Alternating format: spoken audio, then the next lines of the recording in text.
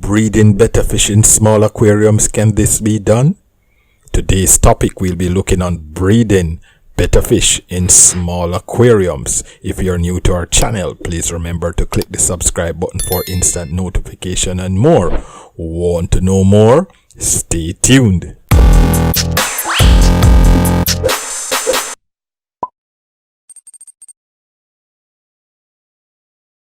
Welcome back to all our viewers.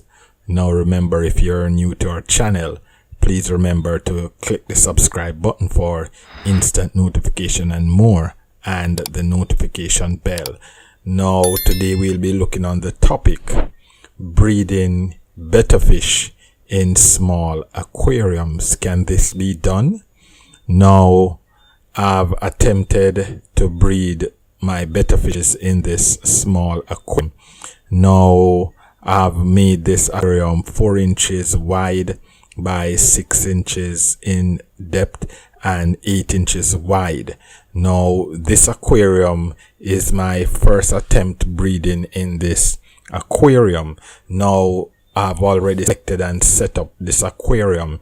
Now if you would like to know how to select and how to set up your betta fish for breeding, you can check out the other videos in the description above.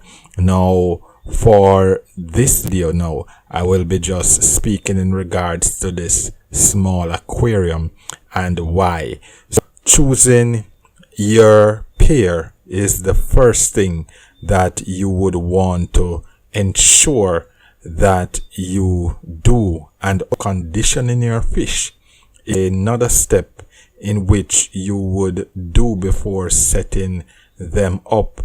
Those videos I've already done, so you can check out those videos in that album. So therefore, we'll be looking on the side of the tank.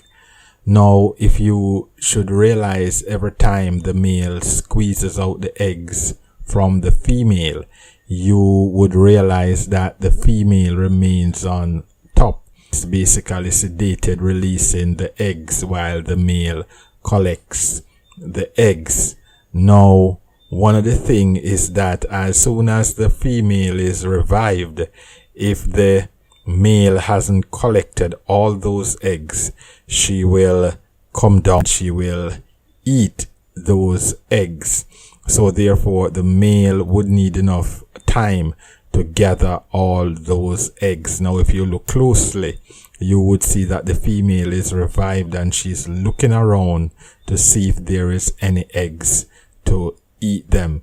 Now if you're going, and if your male is going to, and if you're going to maximize your breeding potential for betta fish, breeding in small aquariums is one of the key, because your male will have enough time in that low water, that shallow water first and foremost, and also that small area. He will have enough time to go down and to collect and to come back up. So therefore the trips that he would make in collect and gathering most majority of the eggs would be much easier. Used to breed in a much larger tank, which was 8 by 12 by 9, and this aquarium I usually fill halfway, and I realized that that was an issue where my betta fishes were concerned. So therefore I'm trying this smaller tank size to see my male will perform in gathering the maximum amount of eggs from this spawn. So therefore the male and female will continue in this engagement repeatedly.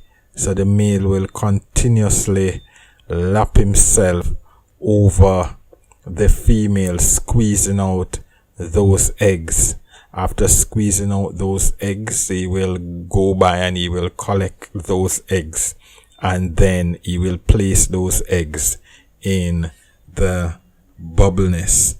So therefore, breeding and introducing your pair and caring and conditioning those videos, you can check them out in the description above. Now, once the has finished and the female has no more eggs, you'll realize that the male starts to get aggressive towards the female.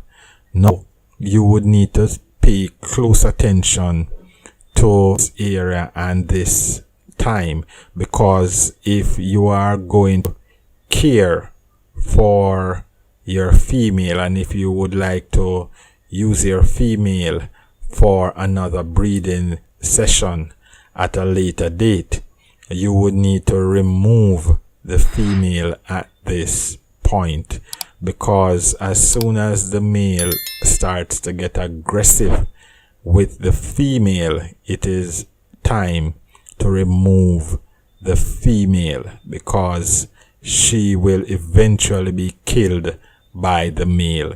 So this is the female that I've removed, and if you should look at the fins carefully, oh, they are jagged. So the female was excessively stressed. Even if you should look at her tail, you realize that there are a couple of sections that are missing. So therefore, I've placed her in that separate aquarium for her to recoup, also using some almond leaves. Now, this is 3 days after. So this is actually 3 days after, and as you can see, the fries are falling out the nest. They are not fully free swimming. So if you look around the top, you would see some little white dots. Hope you're seeing them, and some falling from the bubble nest. This is some little white dots falling from the bubble nest. Right, those are the fries, and that's an indication that the eggs have hatched. So therefore, we are successful in breeding in this small aquarium 1, and 2, we are also having success in the hatching process of these eggs. So as you look carefully, you would see the male going around gathering back the eggs and taking them back to the bubble nest. So the male will do this repeatedly for another 2 to 3 days before the fries are fully free swimming. Now, this is day 5. As you can see that the fries, that some fries are a bit more free swimming. They are moving about. They are a little bit more free swimming. Some have not been fully they are not fully free swimming as yet. So if you should look on the side of the glass, you would see them closer to the surface of the water, and if you should look around at the surface, you would realize that you're seeing quite a number of fries there. So the male will continue to care for the fries. Now, breeding Betta fish at home, it can be fun and a rewarding experience if you just follow some simple guidelines. You would end up on a successful side. Now, you're to remember that as soon as your fries are fully free swimming, it's real time to remove the male from that tank. Or if you would like to transfer your fries to a larger growth area, you can. Thanks much for joining us for this another ornamental fish whiz video. Remember, if you're new to our channel, please please remember to click the subscribe button for instant notification and more. Thanks much to all who continue to support our channel as we continue to create content ornamental fish waste.